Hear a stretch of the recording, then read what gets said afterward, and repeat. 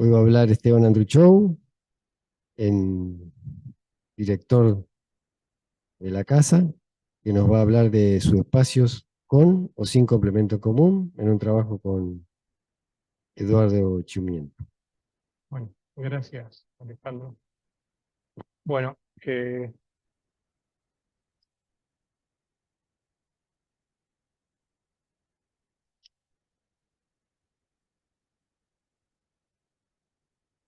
bueno, tiene 4 partes esta presentación: introducción, el estudio de los pares de subespacios conjuntos, delta, ese que está marcado ahí, son los pares de subespacios de un espacio de Hilbert que acá vamos a suponer separable, pero se puede no suponer, que tienen complemento común y su contrapartida, digamos, el conjunto de pares de subespacios que no tienen complemento común, y después en la última parte tiene un par de ejemplos.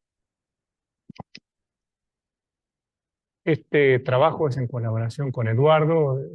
Lo que voy a contar fue sacado del preprint ese que está anotado ahí, el año pasado, fin del año pasado, y es lo que quiere este trabajo es reflexionar sobre un paper de Lozón.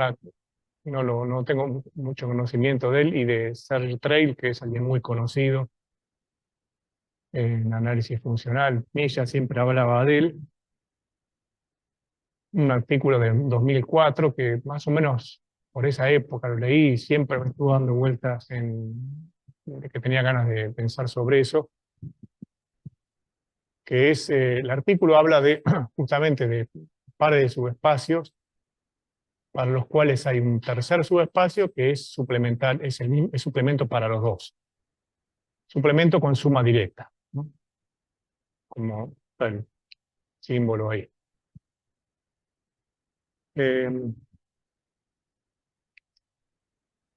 Con notación vamos a llamar a BDH a operadores acotados en un espacio de Hilbert complejo que vamos a suponer separable, aunque lo que hicieron los Sony Trail para espacios de Hilbert arbitrario.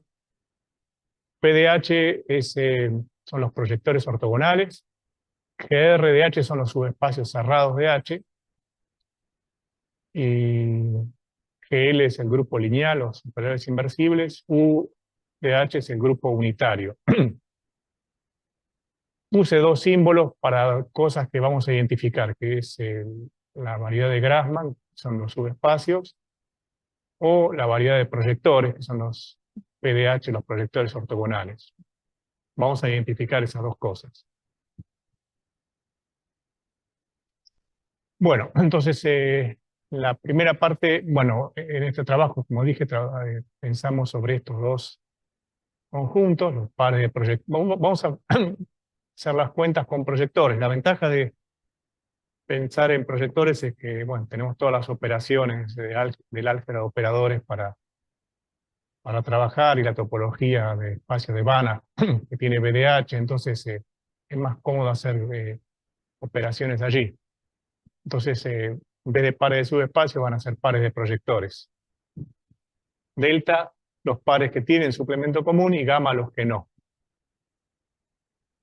Básicamente lo que estudiamos en este trabajo es la estructura de estos conjuntos, o sea, estudiar un poco la topología y la estructura diferenciable, dado que el espacio PDH de proyectores es un conjunto muy bien estudiado, sobre todo por gente que está acá en Coco, con Gustavo y Horacio. La estructura de variedad diferenciable que tiene, la estructura métrica como variedad de Finsler que tiene. La topología también se puede estudiar bien. Y entonces, bueno, nos pareció razonable preguntarnos por la estructura topológica y diferenciable de estos 2 conjuntos.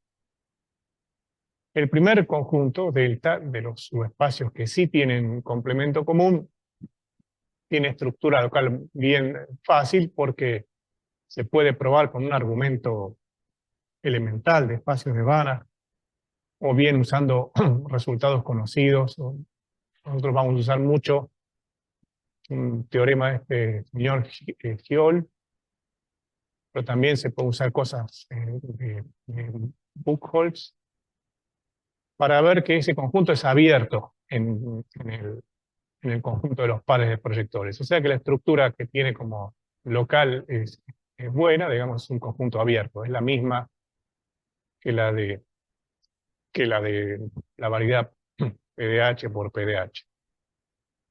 Y en el caso de gamma, que sería el complemento o el borde, si quieren, de ese conjunto, vamos a ver que también es una variedad cerrada de PDH por PDH, si bien no es complementada. O sea, no la pueden modelar localmente como abiertos de espacio BDH por BDH, pero esos espacios, subespacios de BDH por BDH donde modelamos esta variedad no son complementados, son cerrados nada más. O sea que ambos conjuntos van a tener estructura diferenciable. Bueno, empezamos con el espacio delta. Transcribo el principal resultado, que es la caracterización del Lozón y Trail, de los pares de subespacios que sí tienen complemento común. No voy a usar mucho este teorema, pero el teorema es lindo y bueno, lo menciono. Voy a usar más bien consecuencias de él. El teorema dice, bueno, llamamos G al operador, la proyección sobre T restringida al otro subespacio, pensado como operador entre el subespacio S al que estamos restringiendo y como llegando al subespacio T. Lo llaman el gramiano a ese operador, por eso la letra G. Su adjunto es el otro proyector restringido al segundo subespacio, que hace el recorrido inverso. Y si llamamos E a la medida espectral de G estrella G, positivo, bueno, llamamos E a la medida espectral a valores operadores, ¿no? A valores proyectores. Es fácil ver que el núcleo de este operador es esa intersección T ortogonal y el núcleo de G estrella es este otro. Bueno, y el teorema lo que dice es que van a tener complemento común si, solo si pasa esta igualdad. Que es que este espacio tenga la misma dimensión que este, más un proyector espectral en algún intervalo suficientemente pequeño, cercano al cero, aplicado al espacio S.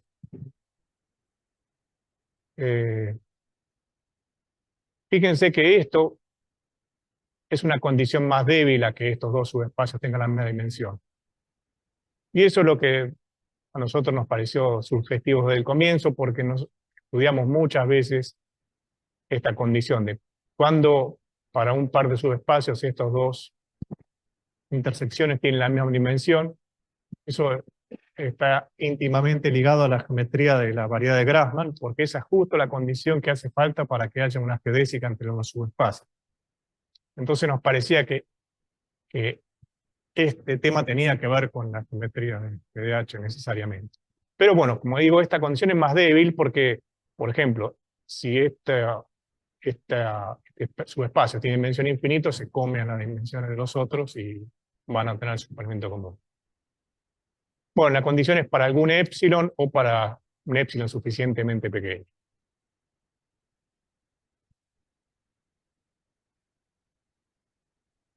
No, estos pueden ser infinitos, pero digo, si este subespacio tiene dimensión infinita, la identidad se... Claro, porque es el mismo de los lados, sí, sí. Entonces se come todo. Tapa todo, digamos.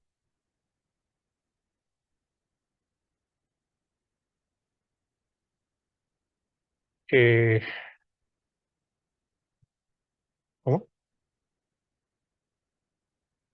El mismo subespacio de los dos lados. El proyector así me dice. Si esto es finito, lo que va a definir es si estos dos son iguales o no. Y si es infinito, eso se va a cumplir igual. O sea, si es infinito, va a dar que que son son, iguales y que hay complemento común. y si los otros dos son infinitos, o sea, También. también. O sea, casi siempre. O sea, Es muy común, ¿cuándo? por eso es un conjunto abierto y Ah, denso, vamos a ver. ajá. Ocupa casi todo. Y cuándo no pasa? ¿Qué tendría que ser? Y bueno, ese es Finito, justo la infinito. filmina que sigue, Ah, porque ellos hicieron una observación. Claro, la filmina que sigue, ellos no lo llamaron teorema, lo llamaron observación, pero es lo que más usamos nosotros para estudiar el conjunto. ¿Qué tiene que pasar para que no tengan suplemento común? Que es la condición más restrictiva. Bueno, tiene que pasar que las dimensiones sean distintas, porque son iguales, ya vimos que eso ocurre. Y lo otro, lo que da cuenta, digamos, del otro término que aparece en la suma, es que este operador, 1 menos g estrella g, restringido al núcleo de g ortogonal, sea compacto en el núcleo de g ortogonal. Después vamos a desglosar un poco más esta condición porque es la que más vamos a usar para tratar de entenderla mejor. Y otra cosa para nosotros resultó muy útil y muy claro es este teorema de Hill, que salió en el mismo volumen de la revista, muy poco después, y es el siguiente, que para que tengan, es una condición, acá no puse, son equivalentes las condiciones, ¿no? Estas dos, 1 y 2 son equivalentes. Que S y T tengan complemento común a que haya un proyector intermedio, P, que diste menos de uno de cada uno de ellos. En particular, fíjense que si los dos distan en menos que uno, van a tener complemento común, porque cualquiera de los dos sirve como proyector intermedio. De vuelta, estos entornos también son muy sugestivos de lo que nosotros estudiamos en la geometría de proyectores. Entonces, este, Fiol, ya era con Jet. no se me ocurrió ningún chiste con Giol, ese supera todo. Porque en la bodega Giol pusieron claro, ahí en Paraguay y Juan B. Justo. Eh, Julián Giol, ¿sí? ¿De los bodegueros? Ah,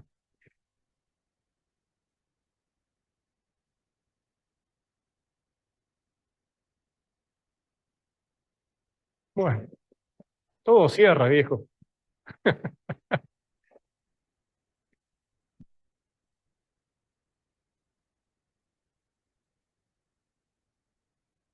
hablé con él porque él se doctoró en Francia y no consiguió, entonces tenía familiar en Los Ángeles, entonces estuvo un año en UCLA, Opa lo dejó estar y tenía familia. Y estaba con Pisiede también. Y hablamos un poco, y él ya en ese momento me dijo que los conocía a ustedes, yo todavía estaba allá, no había vuelto. Los trabajos de ustedes y todo eso estaba al tanto, y que era afín. Después creo que dejó la matemática, Sí, me suena que me parece que sí, Eduardo, vos averiguaste que como que no había dejado, ¿no? sí, dejó por esa época. Sí, sí. Bueno, ¿cómo? Pero el trabajo este es muy lindo y tiene este resultado que es muy útil para nosotros. Bueno, lo que ha dicho ya de la variedad de Grassmann, identificamos subespacios con proyectores, pero bueno, esto viene a cuento de que las componentes conexas de los proyectores o de los subespacios están determinadas por el rango del proyector y el corrango, o sea, el ortogonal del núcleo. Eh, Vamos a llamar P sub IJ a los proyectores que tienen rango I y corrango J. No, corrango la codimensión del rango, quise decir.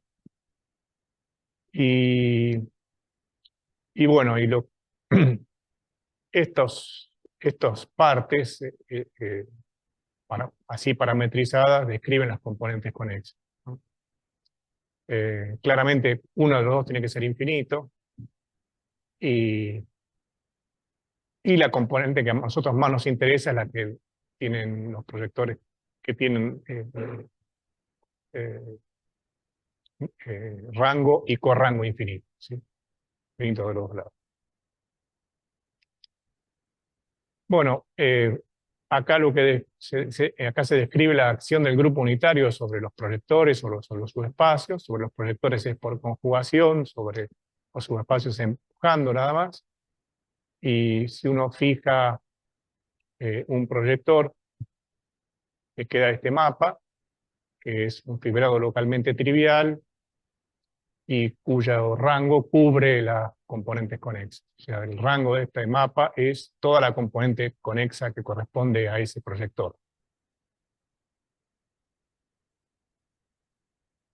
Bueno, acá esto por ahí se deslizó, pero bueno, si uno usa el teorema de Kuiper, que dice que el grupo unitario de un espacio de Hilbert de dimensión infinita es contractible, por ejemplo, este mapa dice que la componente P infinito infinito es contractible, porque es la base de un fibrado que tiene un espacio total contractible, y la fibra, que son producto de dos grupos unitarios de dimensión infinita, también contractibles.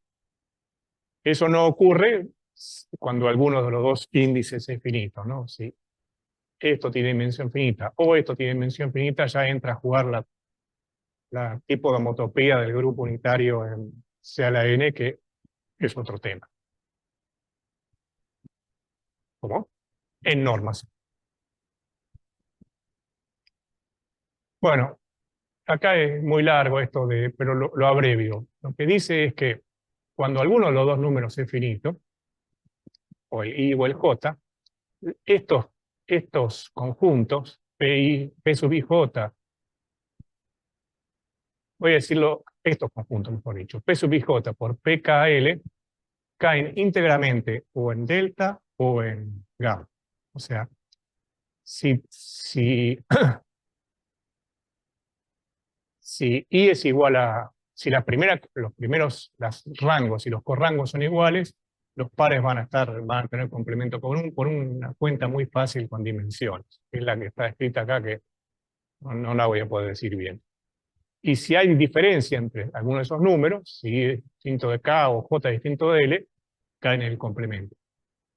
Entonces, desde el punto de vista de la estructura de estos conjuntos, cuando alguno de los dos números es finito, es solamente estudiar las componentes de proyectores. O sea, ahí no hay nada. Lo interesante, nada nuevo, mejor dicho. Lo interesante es cuando los dos son infinitos, porque ahí ahí es donde juega, digamos. Bueno, entonces, decía, para analizar, creo que lo pasé muy rápido, pero con el resultado de Gioll, una cosa que me olvidé de decir, que se prueba, lo voy a volver a poner, Gioll, esto, es que este conjunto delta es abierto, porque esta condición de que haya un proyector intermedio a distancia menor que uno de los dos es claramente una condición abierta.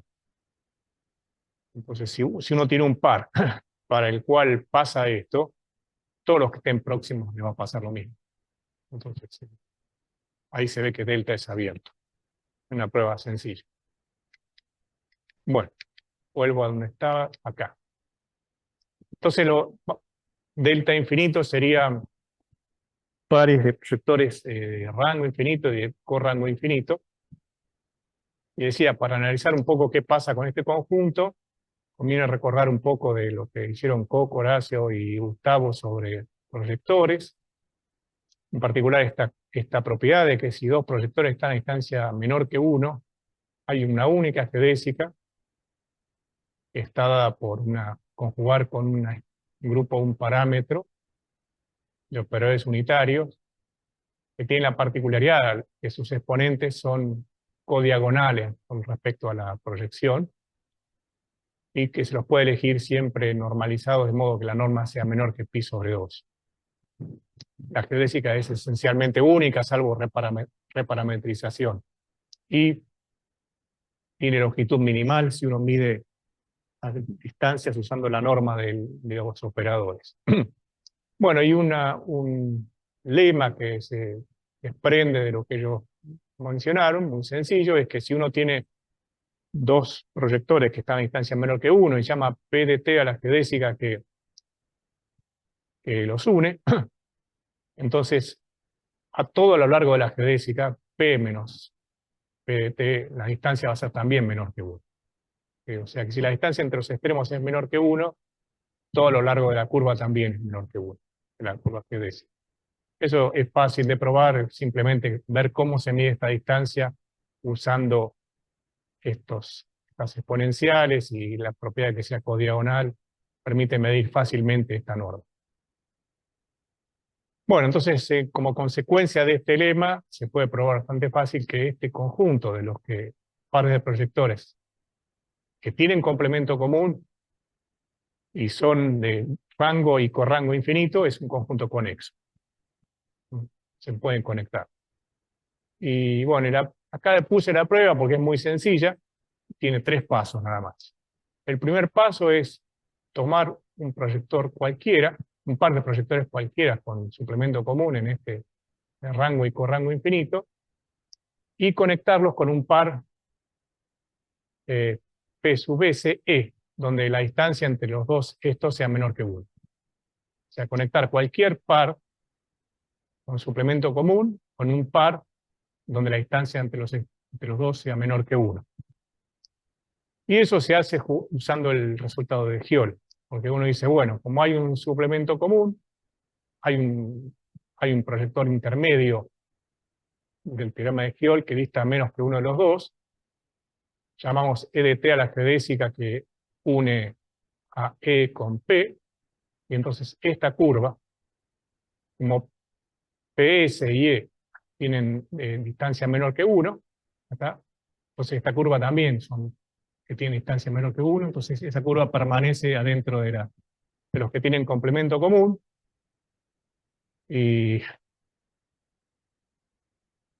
bueno, lo que acabo de decir.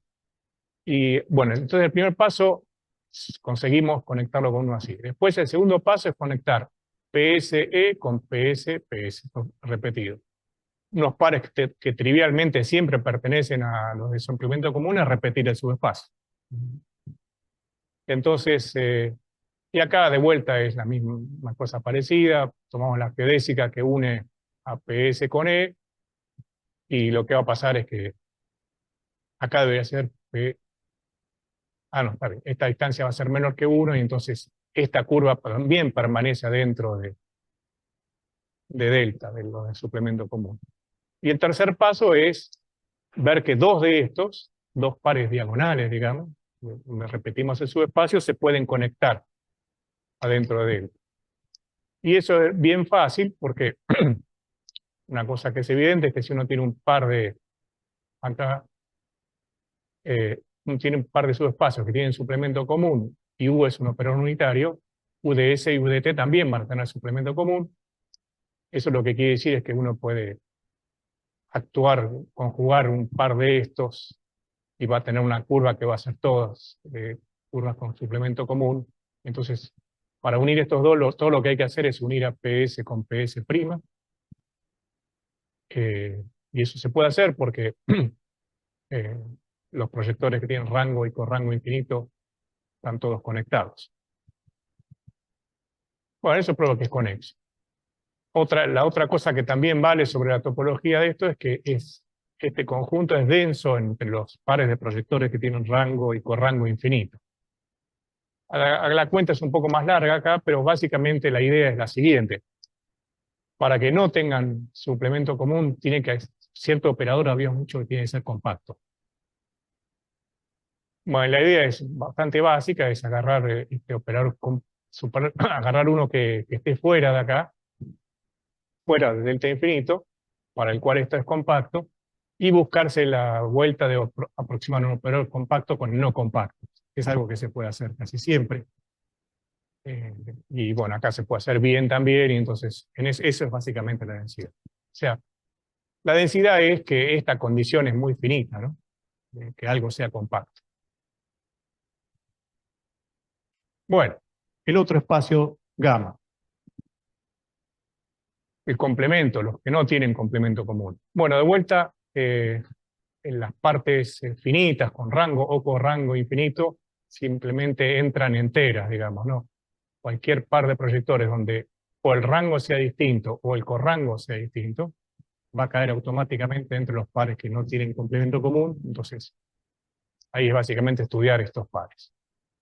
Y entonces, de vuelta, lo que queda para intentar entender son los pares de subespacios en P infinito infinito, rango y corrango infinito, que no tengan complemento común. Bueno, la observación que había mencionado es que es esta observación de Lozón y Traylor, que para que no tengan complemento común hay dos cosas que tienen que pasar. La primera es que yo lo había puesto como 1 menos G estrella, pero fácilmente se ve que es equivalente a esto, es una cuentita, que PS por PP ortogonal sea compacto en el núcleo de G, lo llamamos el núcleo de G ortogonal, que es esto. Y que las dimensiones de estas dos que venimos hablando sean distintas. Bueno, lo primero que hacemos es elaborar un poco esta condición para entender qué quiere decir compacto en ese pedacito. ¿Sí? Entonces, para eso es útil algo que usamos mucho siempre, que es cuando uno tiene dos subespacios, tiene una descomposición del espacio en 5 partes. Las partes así más, las intersecciones entre los subespacios y los ortogonales, estos 4, y lo que resta, que es lo que suelen llamar la parte genérica. Esta teoría es debida a Dixmier y a Halmos, que hicieron sobre esto. A ver, ortogonal, ortogonal. Sí, acá el segundo, debería ser sin ortogonal. No, el T no tendría que tener ortogonal. Ahí, para ver si lo puedo borrar. Si lo dejo un rato así, lo quemo. Bueno, y lo bueno de esta descomposición es que reduce a los dos subespacios, a los dos proyectores, digamos, al proyector sobre S y el proyector sobre T, se reducen actúan, digamos, esta descomposición de 5 y entonces y actúan de modo muy sencillo en los primeros 4, digamos, ¿no? Por ejemplo, la proyección sobre S es aquí es 1, aquí es 0, aquí es 1 y aquí es 0. Y con la de T al revés, o distinto, y entonces lo que queda por estudiar es cómo actúan en lo que se llama la parte genérica. Y ahí Halmos tiene un teorema muy lindo de cómo describir a los dos proyectores en la parte genérica usando funciones trigonométricas. Cualquier problema con dos proyectores, si uno lo ataca con esto, tiene mucha chance de entenderlo. Bueno, llamo a las reducciones a esta parte genérica, las voy a llamar P sub S0, P sub T0, y entonces elaborando, digamos, lo que llamaba la condición A de que este producto de proyectores sea compacto en este subespacio, equivale a esto, a que la resta de las partes genéricas sea compacto, o que el producto análogo en la parte genérica sea compacto, o bien, y esta es la que más nos sirvió, que alguno de los dos productos sea compacto. O PS, PT ortogonal, o PT, PS ortogonal. Eso equivale a lo otro. En todo H, claro. Y eso es más cómodo para nosotros.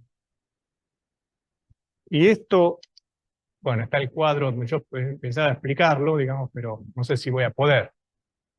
Porque, ¿se acuerdan? Tenía que, a ver, acá vamos a tratar de, es lo único que puedo hacer. La condición tal cual la habían anunciado Trail y Lozón era esta, ¿no? PS, PT ortogonal, que sea compacto en el complemento de ese terción P ortogonal, o sea, en el complemento de. Acá está el proyector que queremos ver que sea compacto en el complemento de esto. Capaz que lo dice más.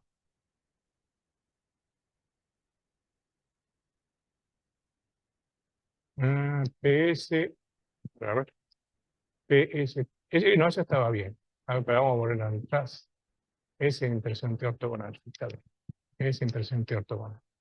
Bueno, cuando este operador tiene que ser compacto, el que la línea de abajo.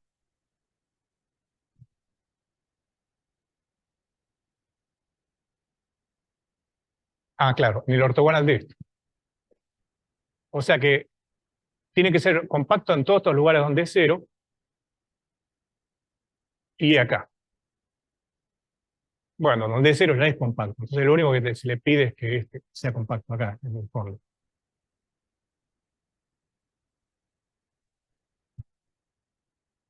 Este 1 puede ser finita o infinito. Pero vos lo estás mirando justo en el complemento de esto, o sea que ese 1 no te importa. Y si este es compacto, si uno sabe además que estos dos subespacios tienen distinta dimensión, no pueden ser los dos infinitos. O sea, si uno sabe a priori que el par no tiene complemento común, no pueden ser los dos infinitos. Y entonces alguno de estos dos productos tiene que ser compacto. ¿Sí? Porque no pueden ser los dos infinitos. Bueno, entonces esta última es la que más nos conviene a nosotros. Bueno, y después resulta que, bueno, todo esto viene a cuento de que con Gustavo, no hace mucho, habíamos estudiado pares de proyectores cuyo producto es compacto. O sea que viene justo. No, ya habíamos llamado C a los pares de proyectores cuyo producto está en K, es compacto. Y bueno, también ahí habíamos estudiado algunas cosas. Por ahí para describir este conjunto es útil pensar en esto que es la proyección al álgebra de Calkin. Y entonces usando esa descripción, decir que P por Q es compacto es lo mismo que decir que cuando lo proyectamos sobre el álgebra de Calkin el producto es 0. Por eso lo llamamos esencialmente compacto, porque esencialmente ortogonales, mejor dicho, porque es como que la proyección sobre el álgebra de Calkin son ortogonales. O sea, las proyecciones son ortogonales en el álgebra de Calkin y no triviales, porque tanto P como Q tienen rango y corrango infinito. Entonces ninguno de los dos ni es 1 ni es 0. Entonces, si uno los puede escribir en términos de el primero de los proyectores, entonces la primera matriz en el álgebra de Calkin se va a ver así, y la otra se va a ver de este otro modo, porque es ortogonal. Donde este va a ser un proyector no nulo.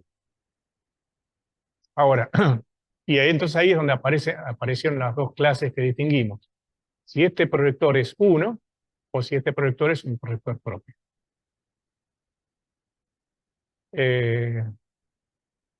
Lo lindo del álgebra de Calkin es que hay hay una sola clase de proyectores.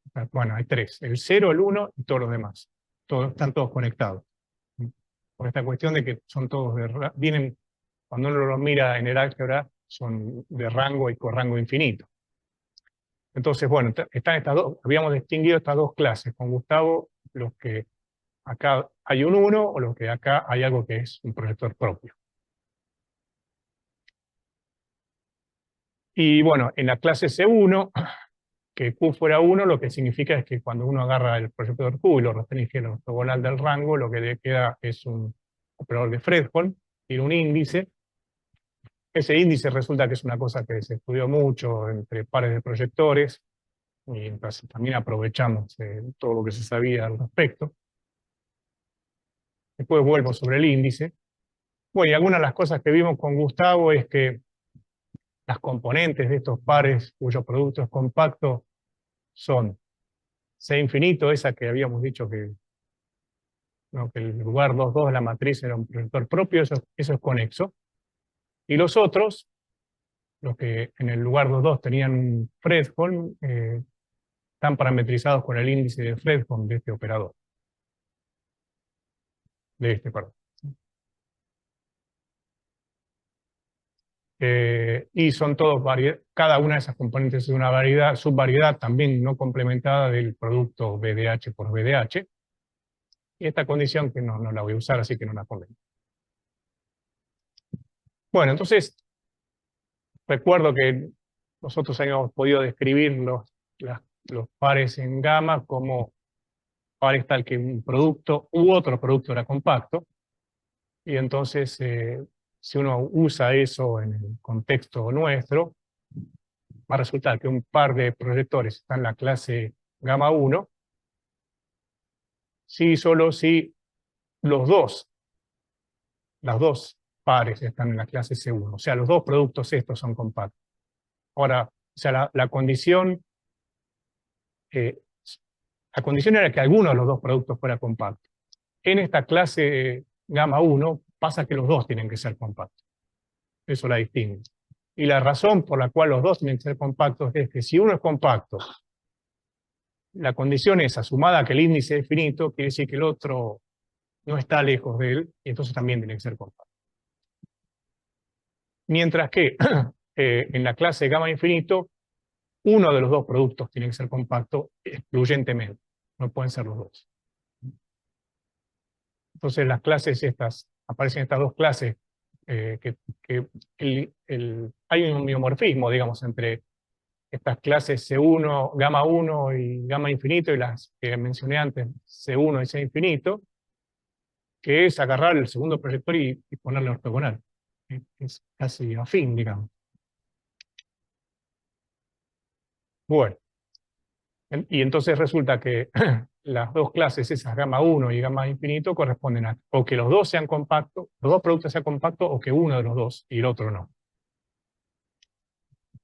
Bueno, se puede refinar un poco el estudio en gamma 1 porque estaba esa cuestión del índice, y entonces resulta que el índice siempre se calcula como una diferencia de dimensiones, son justo las dimensiones estas. Y recordar que en esta clase gamma no pueden ser iguales estos números, así que los pares en la clase gamma 1, además de la propiedad de que los dos productos sean compactos, tienen que tener, el par tiene que tener índice distinto de 0. Eso es lo que dice la condición B. Y entonces para la clase gamma 1 tenemos el siguiente resultado, que consiste de pares de proyectores tales que, bueno, uno de los dos productos es compacto y los dos dimensiones son finitas y son distintas entre sí, y el otro producto también resulta compacto, entonces hay muchos modos de ponerlo. Y las componentes, usando la parametrización de las componentes que habíamos hecho con Gustavo para los otros productos, es que, bueno, el índice, este índice sea distinto de 0. Y cada valor del índice da una componente conexa.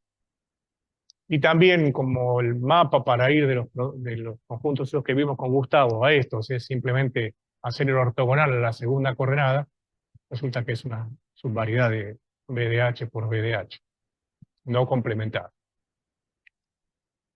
Para la otra clase gamma infinito, tiene que pasar que alguna de las dos dimensiones sea infinita, y solamente una de las dos, porque no pueden ser, recordad, las dimensiones no pueden ser iguales.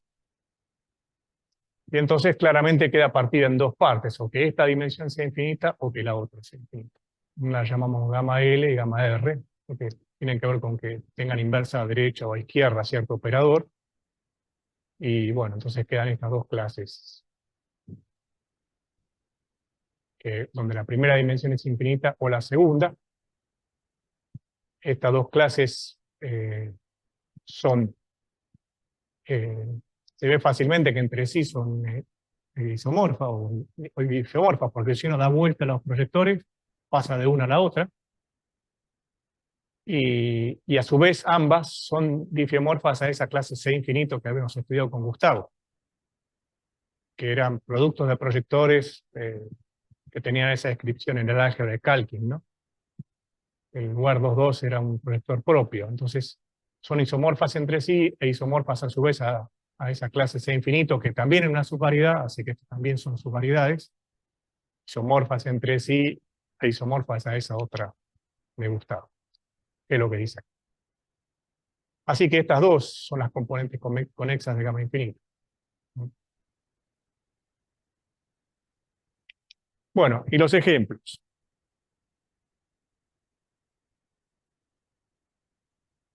Esto lo estamos hablando con Coco, porque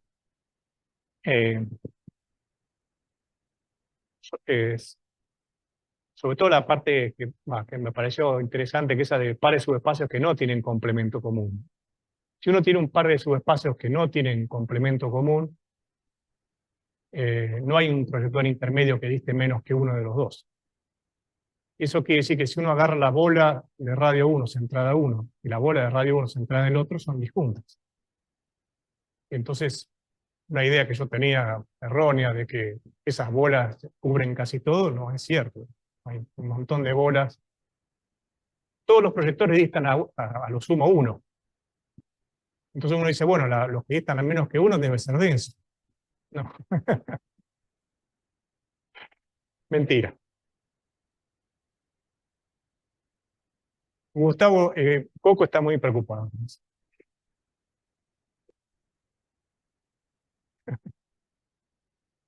Sí, el infinito es raro.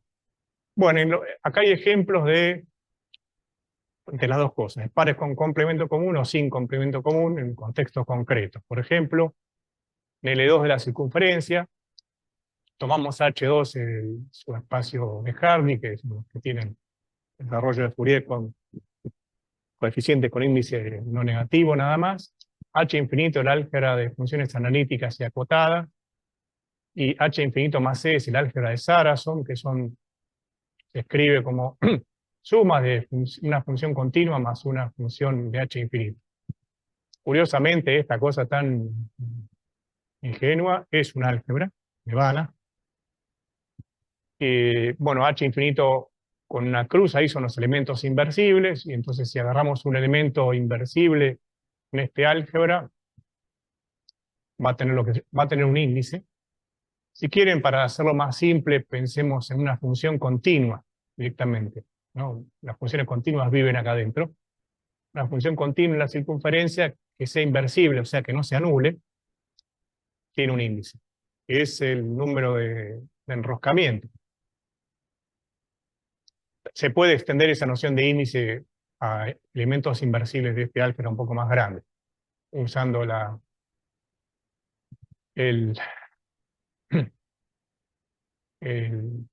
prolongación armónica. Pero no importa, si quieren piensen en funciones continuas. Entonces los subespacios que consideramos son el subespacio de Hardy multiplicado por ejemplo, una función continua inversible u otra función continua inversible. Claramente son subespacios cerrados porque las funciones son inversibles, los operadores de multiplicar son inversibles también. Entonces, estos son subespacios cerrados, y resulta que para que haya complemento común tienen que tener el mismo número de enroscamientos, sí, solo sí. Si no tienen el mismo índice las dos funciones, los subespacios pertenecen a la clase gamma 1N, donde N es la diferencia entre los índices tomados en ese orden. Así que ahí se construyen ejemplos de las dos cosas. La razón por la cual cuando el índice es distinto de 0, estos no tienen complemento común, tiene que ver con el teorema de Hartmann. Es el que... Pero bueno, no importa. Ya pasa mucho tiempo. Bueno, y el otro ejemplo, perdón.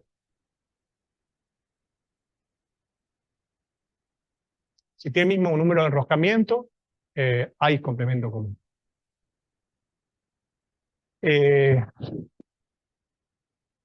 Ahí lo que se puede, eso ya lo habíamos hecho antes con Gabriel, creo que era, y Eduardo. Habíamos probado que en este contexto, cuando uno calcula cuando tienen distinto índice, cuando tienen el mismo índice, hay una geodésica entre los dos, porque los subespacios S ortogonal intersección T y T ortogonal intersección S tienen la misma dimensión. Y esa dimensión se puede calcular como el núcleo de un operador de Toeplitz, y entonces la razón está ahí, digamos. No, o sea, no es directa, digamos. Cuando son distintos, no. Hay que hacer las cuentas acá, digamos. Bueno, y el otro ejemplo, este sí es un poco, se puede hacer más las cuentas a mano. Tomamos dos subconjuntos de Rn medibles, con medida finita y positiva. El espacio de Hilbert es L2 de Rn, y las proyecciones o subespacios que vamos a considerar son, si quieren, el subespacio de los que están soportados en el conjunto I, y el otro subespacio, aquellos cuya transformada de Fourier-Plancherel está soportada en el otro conjunto, en J. Esos son los dos proyectores. Bueno, es algo muy estudiado estos subespacios y cómo se cortan entre sí, porque tienen que ver con lo que se llama el principio de incertidumbre en análisis armónico. Porque esto es bueno, es eso. Y bueno, por ejemplo, están calculadas las intersecciones, los rangos se cortan en cero, lo mismo que el rango de uno con el núcleo del otro, pero los núcleos, la intersección de los núcleos es de dimensión infinita. Y otra cosa que se sabe bien es que si uno hace este producto, o sea, si uno comprime proyectar sobre los que tienen soporte, la transformada de Fourier tiene soporte en J, lo comprime con los que tienen soporte en I, lo que le queda es un operador compacto. Incluso de un operador nuclear. La traza se puede calcular y es más chica que el producto de las dos medidas. Todas estas son cosas muy conocidas y clásicas ya. Entonces, bueno, podemos aprovechar este ejemplo y probar lo siguiente. Entre estos dos subespacios que propusimos va a haber complemento común, justamente porque los dos intersecciones estas, ¿no? Un subespacio con el ortogonal del otro y el ortogonal del primero con el segundo tienen la misma dimensión, son triviales. Entonces, entre estos dos va a haber suplemento común. Pero si cambiamos el rol y cambiamos TJ, lo cambiamos por el ortogonal, o sea, los que tienen ahora el transformada de Fourier soportada en el complemento de J, ahí no van a tener complemento común porque, de vuelta, jugando con las intersecciones. La intersección de este con el ortogonal del otro es trivial, pero la intersección del ortogonal de este con este es infinita. O sea, bien distintas. Entonces, tienen distinta dimensión, pero además, si uno calcula este operador, es este producto, que la teoría dice que es compacto. Entonces, se puede ver que este producto es compacto, o sea que está en lo que llamamos la clase gamma infinito L. Si lo damos vuelta, está el otro, a izquierda. Si lo damos vuelta, está en la otra. O ortogonalizamos este y el otro no. Bueno, en las referencias, este es el artículo con Gustavo, artículo sobre el índice, el trabajo de Buchholz, esto es lo de Horacio, Poco y Gustavo, este es un survey sobre cuestiones de incertidumbre, el artículo de Gioll, no, el de Lozón-Trell el 2004, el de Gioll el 2005. Bueno, muchas gracias.